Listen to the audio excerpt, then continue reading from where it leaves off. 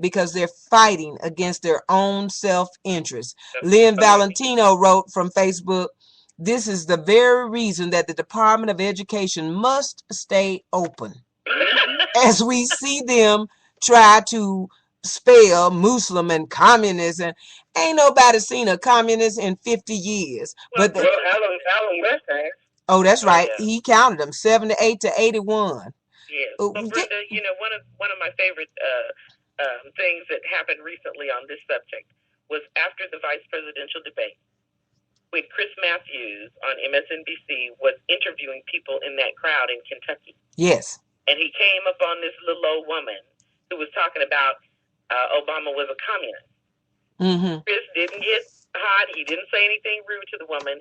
He asked her, "What does that mean? What do you mean he's a communist?" And she could not answer his question. Of course not. And she tried to go through all this other stuff. You need to do some research, she says to Chris Matthews. It's sort of like, woman, do you know who you're talking to? I'm a journalist. An educated, college-educated free rider. It's not just that. It's that, you know, he worked in the Congress for all those years. All those years. He was a free... degrees in political science and economics. He's Chris Matthews has written a book that is required reading at nearly every university in this country. And Jackie, as a youngster, he's been in the civil rights movement for a very long time. Yeah, and she says to Chris Matthews, do your research. And what Chris was trying to do, which is something that any good professor will have you to do, is you got to define your terms to make That's sure right. we're all talking about the same thing. He wants to engage you into the conversation. Yeah, so since she didn't know what she was talking about. And you know, Jackie, speaking of which, Ed this evening had Michael Steele on with Bob Shrum.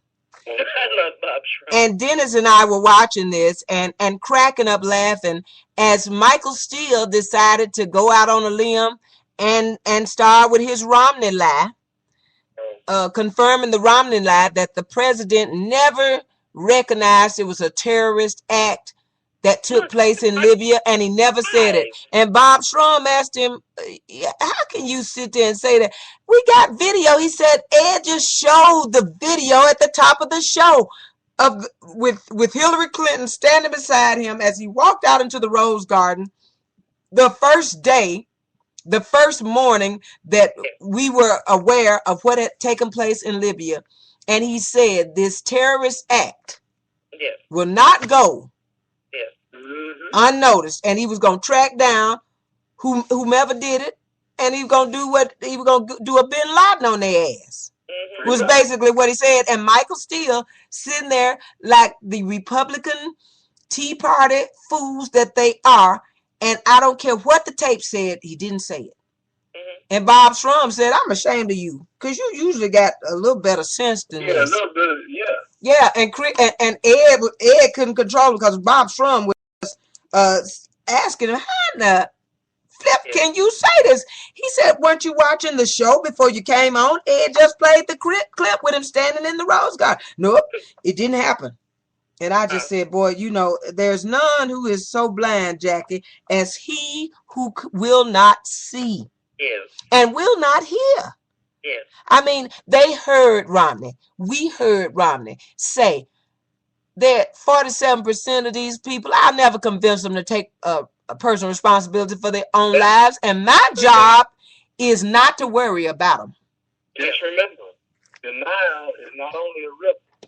Okay. Amen. It is Mitt Romney's better half. I mean, it's amazing to me. Deny.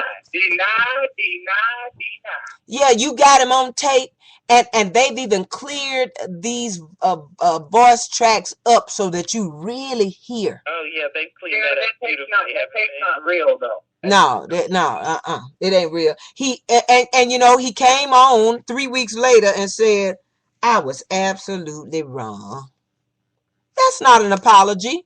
No. We know you're wrong about what you said about us, but you meant it. Yeah, you meant it, and you believe that we're a bunch of freeloaders. Yeah, why were you wrong? You know, when did your epiphany come? 3 weeks. Right. And it was killing him. So when Barack took off in Florida with a 9-point lead, I can just see him now, as Ron Reagan Jr. says, they in the back room hitting the crack pipe and hitting it hard.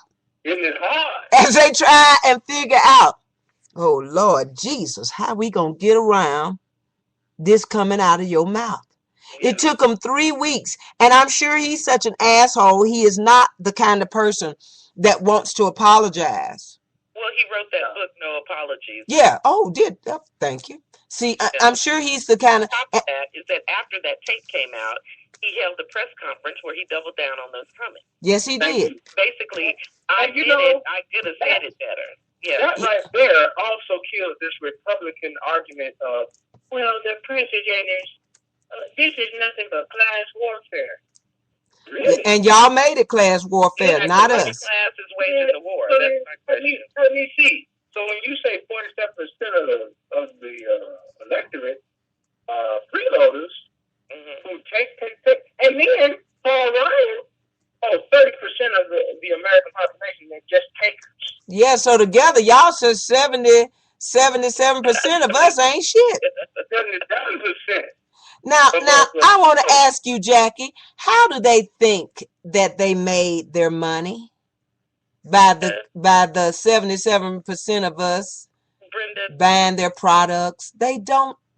And the way we buy products is that we have jobs. Brenda, may I just please? Please help me. This is this mythology that they have embraced. This is the way that they make themselves feel like they are superior to everybody else. You know, I heard a small businessman once say that you're not supposed to get rich working for somebody else. And he had a very bad attitude about his employees. You know, a lot of employers, they see their employees as just expenses to be cut or assets to be developed. Now, and that once they used you up. Yes. Yes, and you know, that, in my mind, determines the quality of the business that you run. Jackie, I still will never understand how you work 32 years and somebody steals your pension. I'll never... Brenda, one of the things that was discussed today about Mitt Romney's performance is his incredible lack of respect for the president, his incredible lack of respect for the moderator. Because you have no respect. And because the law does not call that stealing, even though it is. Yes, it is. You know, if you can steal a pension from somebody that they worked 32 years to get, in Mitt Romney's world, that makes you smart. You're right. You're right, Jackie. And he does live in a different world than us. And you know, when we're talking to our listeners, we are giving it to you just as straight as we possibly can give it to you. And I don't know how anybody could listen to however eloquently they say it. He what did he say? He said he could have told us in a more eloquent way. No, he could have said it more elegantly. Yes. So it's wrong too, because it's supposed to be more eloquent. I kind of like when he said the way he said it. A 3-year-old would understand that. Oh yes. 47% of y'all ain't shit. And my job as president is not to worry about your ass. Yeah. If you're hungry, if you're starving, if you ain't got no job, how do you? About those people. How do you go from hearing that, no matter how eloquently it might be put in another way? I think you said it pretty damn good. And how does anybody go from that? Hate is a powerful thing. Yes. When you let it run you, it makes you make decisions that you probably normally wouldn't make. Yes. Yeah. And you know, Dennis, that is such a good point.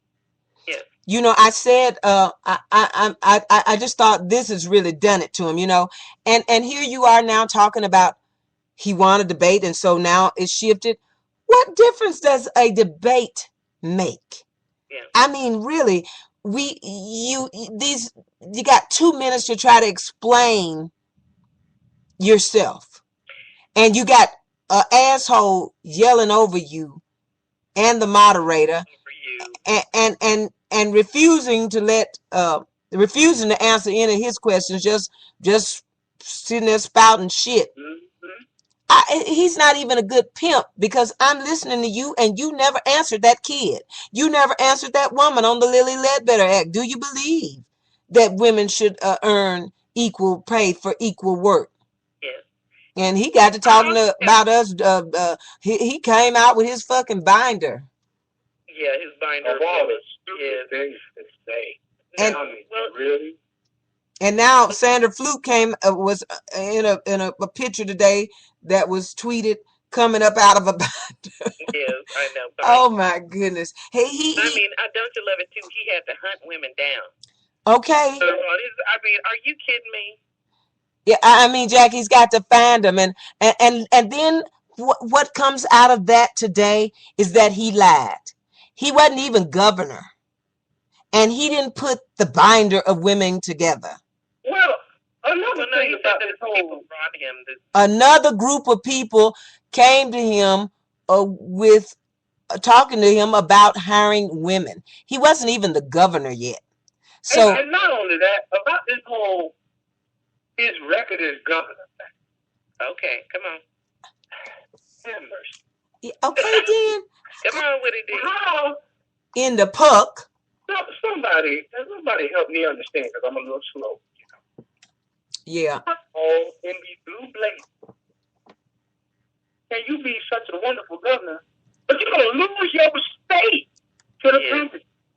And how do you end up number 47th? And he said it again last night. We were number 1. I really want somebody to help me understand. If you were such a fantastic governor of Massachusetts, why are you going to lose your state? I bet you President Obama's going to win Illinois. Yeah, how you lose your state, Dennis? Yeah, they love Romney Care, and that's all they love. They said he outsourced their jobs. Yeah. If you're fantastic as a governor, why are you going to lose your state? Mm-hmm. When you look at how you work with Democrats, you became the governor of a liberal state. And if you did such a wonderful job and you got this record to brag on, why are you going to lose it? Well, because he lied to get in that spot, and he had no love for those people. He simply ran and served one term for his stepping stone to the presidency. He just wants to be the president because he's an arrogant asshole. And that's a notch in his belt. And you know, the idea of Romney being president is truly terrifying. It is terrifying, Jackie. The more I see of this guy and the more I hear from him. You know, when he doesn't, it's like he doesn't understand that being president doesn't make you king, it doesn't make you God, it makes you president. And I heard a very insightful comment on that too. James Lipton, the acting teacher who does the show that airs on A&E Inside the Actors Studio, he was on and he said that looking at the debate last night, he said the American people have a very clear choice.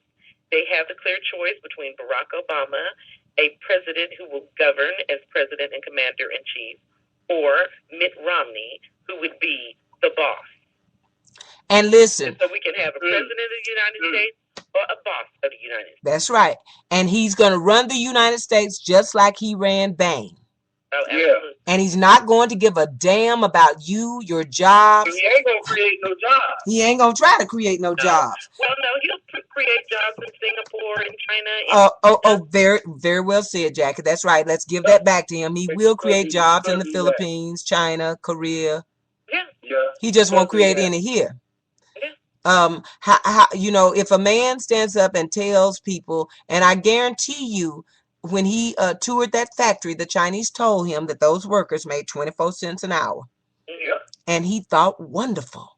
Yeah. This is wonderful. He ain't trying to change nothing. He ain't trying to change nothing. And if they can lower the minimum wage in the United States, he's going to do it. Oh, yeah. They're going to do it. And I don't know why people, how in the world can you believe that things are not better?